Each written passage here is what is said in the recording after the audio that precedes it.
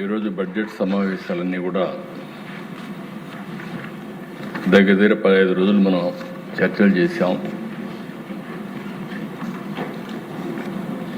ఎప్పుడు కూడా దిశ అసెంబ్లీ అనేది ఒక పవిత్రమైన దేవాలయం.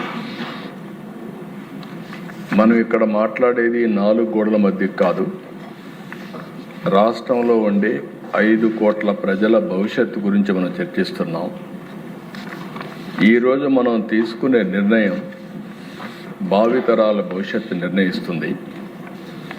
అందుకే అనేక నిర్ణయాలు మీరు ఒకసారి చూస్తే దిశ చరిత్రలో చిరస్థాయిగా మిగిలిపోయే విధంగా ఆనాటి పాలకులు కానీ ఈరోజు మనం తీసుకున్న నిర్ణయాలు ఉంటాయని చెప్పి తెలియజేస్తున్నా.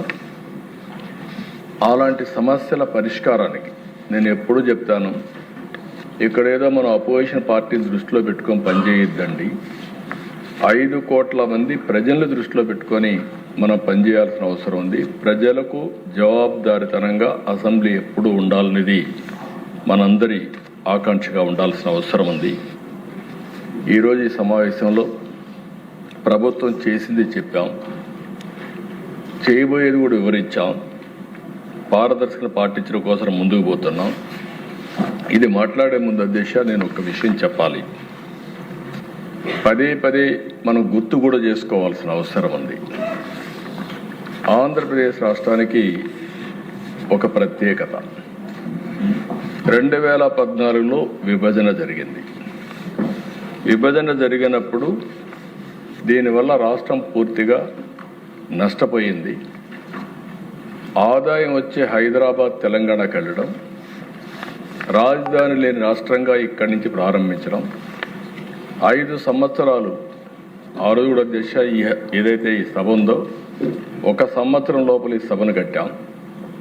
ఈ బిల్డింగ్లని కంప్లీట్ చేసి ఆ రోజు కూడా చాలామంది ఎన్నో విమర్శలు చేశారు. అయితే 1924 వచ్చిన ప్రభుత్వం మళ్ళీ నిలదొక్కునే సమయంలో విధ్వంసం చేశారు. ఆ విధ్వంసం మామూలు కాదు దిశ. అయితే అనేక సందర్భాల్లో ఎక్కువండే సభలే కాకుండా ప్రజలకు కూడా అర్థం కావాల్సిన అవసరం ఉంది.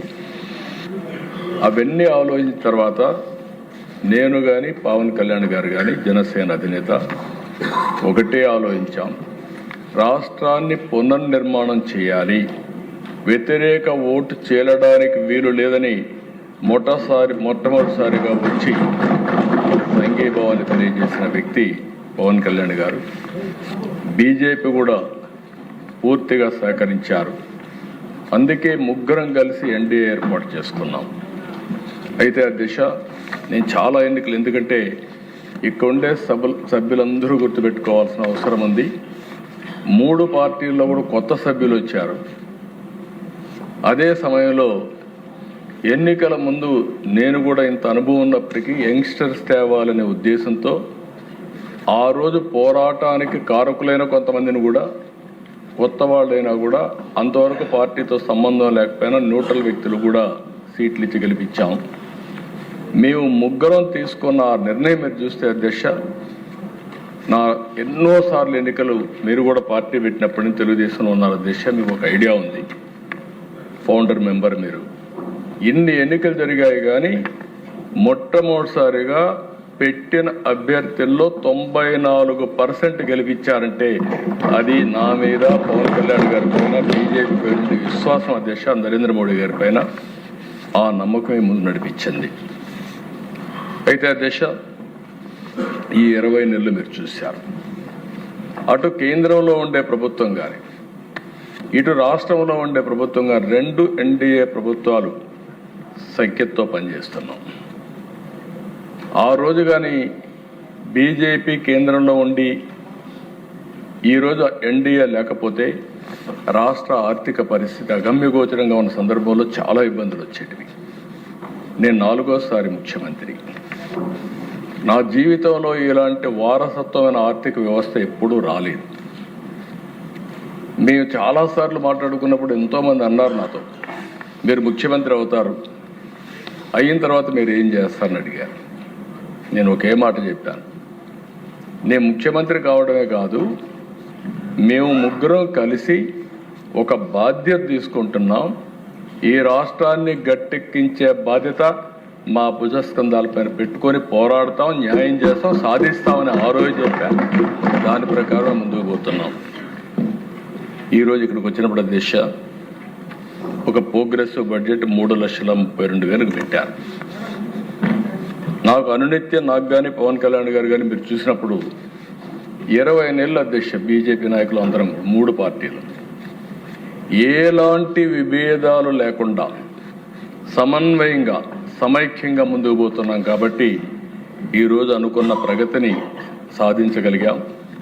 ఇక్కడ ఇంకొక విషయం కూడా అధ్యక్ష మనందరం గుర్తుపెట్టుకోవాలి. ఈరోజు ప్రధాన ప్రతిపక్షం, నేను అపోజిషన్ అని చెప్పడం లేదు, ఒక నిన్నటి వరకు అధికారం ఉన్నారు, 11 సీట్లు గెలిపించారు. 11 సీట్లు గెలిపిస్తే హౌస్కి రావాలి కదా అధ్యక్ష. ప్రతిపక్ష హోదా ఇస్తేనే వస్తామని కండిషన్ పెట్టారు. అంటే ప్రతిపక్ష హోదా ఇచ్చేది స్పీకర్ గారు అధికార పక్షం కాదు.